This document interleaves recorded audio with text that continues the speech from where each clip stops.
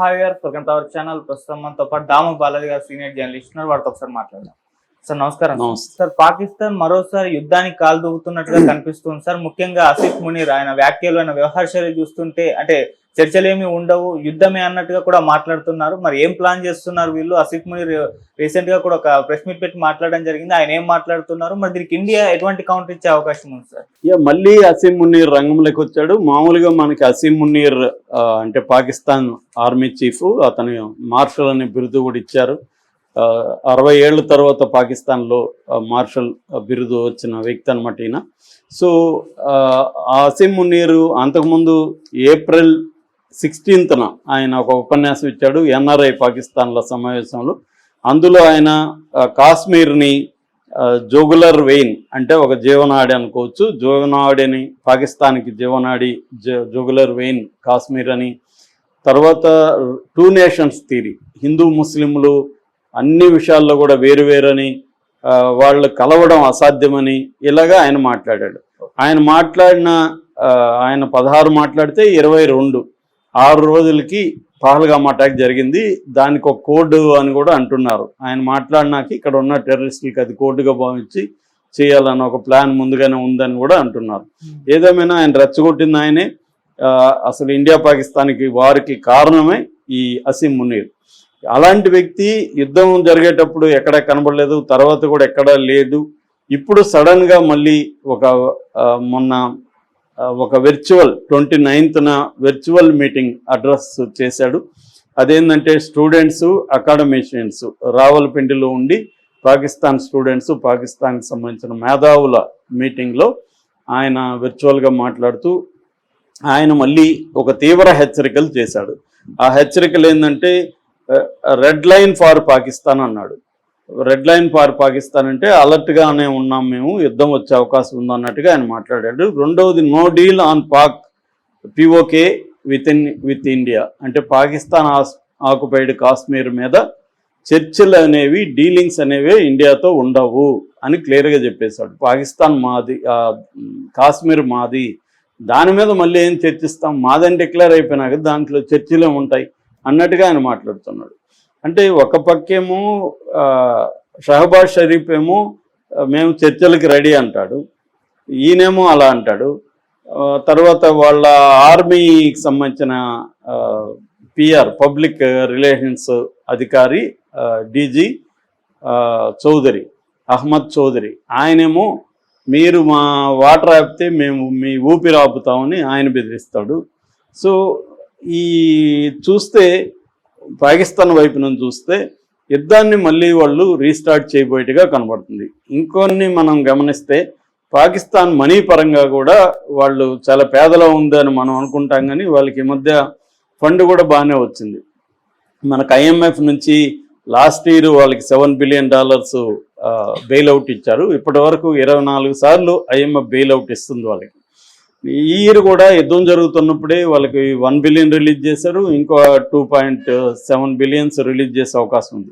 ఇప్పుడు కొత్తగా వస్తున్న వార్త ఈరోజు మార్నింగ్ చూశాను నేను, అది వరల్డ్ బ్యాంక్ కూడా $40 బిలియన్ అప్పు ఇవ్వడానికి సిద్ధమైనట్టుగా చెప్తున్నారు. అంటే ఇండైరెక్ట్గా వరల్డ్ బ్యాంక్ అయినా IMF అయినా అమెరికా కంట్రోల్లో ఉంటాయి. ఇండైరెక్ట్గా అమెరికా వీళ్ళ దేశంలో పెట్టుబడులు పెట్టడానికి కానీ, నేను అంతకుముందు కూడా చెప్పాను, ఈ క్రిప్టో కరెన్సీ విషయంలో ట్రంప్ కొడుకు వీళ్ళు కూడా పెట్టుబడి పెడుతున్నారు పాకిస్తాన్లో. ఇప్పుడు అప్పు పేరుతో వాళ్ళకి ఇస్తున్నారు. ఈ అప్పు తీసుకున్న డబ్బులంతా వాళ్ళు ఆయుధాలు కొనుక్కోవడానికి ఆల్రెడీ చైనా నుంచి కొత్తగా యుద్ధ విమానాలు కొంటున్నారు, టర్కీ నుంచి డ్రోన్స్ కొంటున్నారు. తర్వాత మళ్ళీ యుద్ధం వస్తే సహాయం కావాలని ఇటు చైనాతో మంత్రాలు చెప్తున్నాడు. నిన్న మొన్న కూడా అజర్బైజాన్తో, టర్కీతో వాళ్ళు కలిశారు, మీటింగ్లు పెడుతున్నారు. అంటే క్లియర్గా వాళ్ళ దగ్గర డబ్బులు ఉంది, వాళ్ళకి ఈ 3 దేశాల ఓపెన్గా సహాయం ఉంది. చైనా, టర్కీ, అజర్బైజాన్, ఇండైరెక్ట్గా అమెరికా కూడా సహాయం చేస్తుంది.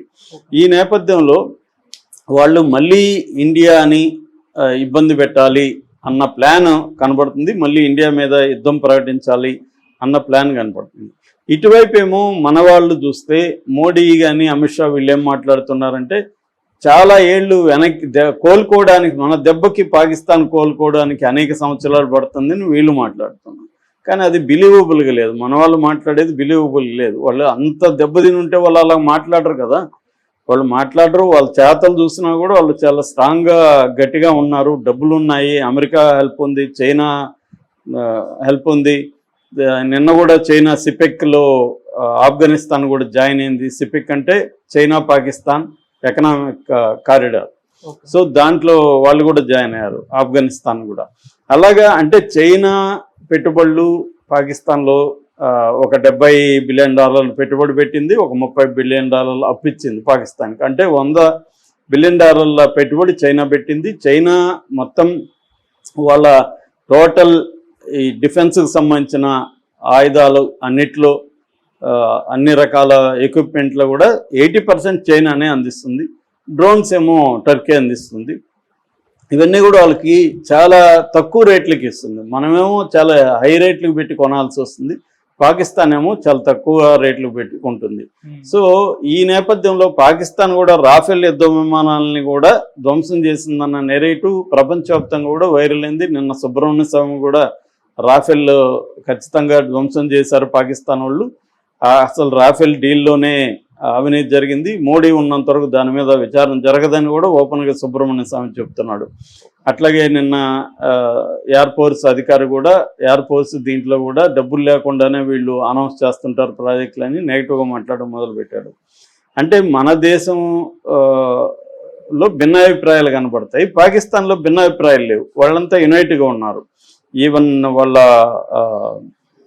మన పీటీఐ అంటే ఇమ్రాన్ ఖాన్ పార్టీ, పాకిస్తాన్ తెహ్రక్ ఈ ఇన్సాఫ్ అనే పార్టీ, వాళ్ళ ప్రతినిధి కూడా నిన్న మేము మునీర్ వెనకే ఉంటున్నాము అని చెప్తున్నారు.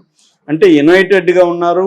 మునీర్ లీడ్ చేస్తున్నాడు, డబ్బులు వస్తున్నాయి, ఎకనామిక్గా వాళ్ళకి ఇబ్బందులు ఉన్నప్పటికీ కూడా యుద్ధానికి డబ్బులు బడ్జెట్లో పెంచుదామనే ప్లాన్ కనబడుతూ ఉంది. డిఫెన్స్ బడ్జెట్ పెరుగుతుంది, దాదాపు 17% డిఫెన్స్ బడ్జెట్ పెంచుతున్నట్టుగా చెప్తున్నారు. సో ఈ రకంగా అన్ని రకాలుగా వాళ్ళు యుద్ధానికి రెడీ అవుతున్నారు. అది మనవాళ్ళకి కూడా అర్థమయ్యే, మొన్నంతా కూడా బార్డర్ స్టేట్స్లో మనవాళ్ళు మాక్ డ్రిల్ చేశారు. సివిల్ డిఫెన్స్ మాక్ డ్రిల్ అంటారు, సివిల్ డిఫెన్స్ మాక్ డ్రిల్ చేశారు. ఈరోజు హర్యానా మిగతా ప్రాంతాల్లో ఆపరేషన్ షీల్డ్ పేరుతో కూడా ఈరోజు కూడా డ్రిల్స్ చేస్తున్నారు. అంటే క్లియర్గా ఇండియాకు కూడా సిగ్నల్స్ కనిపిస్తున్నాయి మళ్ళీ వార్ వస్తుందని, ముఖ్యంగా బార్డర్ ఏరియాలు. ఎందుకంటే వార్ వస్తే మన సౌత్ ఇండియా ఇవన్నీ కూడా లాస్ట్లో ఉంటాయి. ఫస్ట్లో అటాక్ చేసేది ఎక్కడంటే బార్డర్ ఏరియా. 2 రకాల బార్డర్లు ఉన్నాయి మనకి పాకిస్తాన్కి. ఒకటేమో LOC లైన్ ఆఫ్ కంట్రోల్, ఇది 740 కిలోమీటర్ల పొడవు ఉంటుంది పాకిస్తాన్కి మన కాశ్మీర్కి మధ్యలో ఉండే బార్డర్. రెండోదేమో ఇంటర్నేషనల్ బార్డర్, ఇది 3323 కిలోమీటర్లు. ఈ బార్డర్ ఏమో ఇటు రాజస్థాను, గుజరాత్, పంజాబు ఈ వీటి గుండా వెళ్తుందన్నమాట. సో అందుకని నార్త్ ఇండియా, కాశ్మీర్ ఈ రాష్ట్రాల్లోనే ప్రధానంగా అటాక్స్ జరిగే అవకాశం ఉంది. అందుకని ఈరోజు హర్యానా, ఇంకొన్ని రాష్ట్రాల్లో ఆపరేషన్ షీల్డ్ పేరుతో మన వాళ్ళు అవుతున్నారు. అట్లాగే మోడీ కూడా తీవ్ర హెచ్చరికలు చేస్తూనే ఉన్నాడు. మరోపక్క మన టీమ్స్ ఆల్రెడీ ప్రపంచవ్యాప్తంగా 35 దేశాలకు వెళ్ళి అక్కడ ప్రచారం చేస్తున్నాయి. దానికి కౌంటర్గా పాకిస్తాన్ టీమ్స్ కూడా చేస్తున్నాయి. ఈ నేపథ్యంలో మునీర్ హెచ్చరికని మనం తక్కువైతే అంచనా వేయకూడని పరిస్థితి అయితే ఉంది. అందుకనే మన వాళ్ళు కూడా సిద్ధం అవుతూనే ఉన్నారు. మనకు కూడా రష్యా నుంచి అడ్వాన్స్డ్ వెపన్స్ సిస్టమ్స్ వస్తున్నాయని చెప్తున్నారు. అలాగే ఇప్పుడు వరకు మనకు S-400 డిఫెన్స్ సిస్టమ్ ఉంటే అది S-500 డిఫెన్స్ సిస్టమ్ కూడా అప్డేట్ అవ్వాలని అంటున్నారు. అట్లాగే స్టెల్తీ వార్ క్రాఫ్ట్ మీద కూడా దృష్టి ఎక్కువ పెడుతున్నట్టుగా అర్థమవుతుంది. సో ఓవరాల్గా యుద్ధం అంతం కాలేదు. నిన్న కూడా మోడీ అన్నాడు ఆపరేషన్ సింధూర్ ఆగలేదన్నాడు.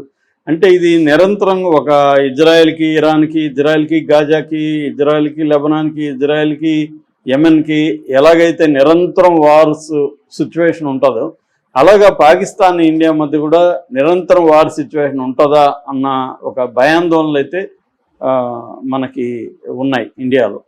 ఎందుకంటే అది ఏ రకంగా కూడా ఇండియాకి మంచిది కాదు. నిరంతరం యుద్ధ పరిస్థితి ఉండడం అంటే అనిశ్చితి ఉంటుంది. మనకు పెట్టుబడులు ఆగిపోతాయి. మన ఎకనామీ ఆల్రెడీ 4th వెళ్ళింది, మొన్న 3rd వెళ్ళింది.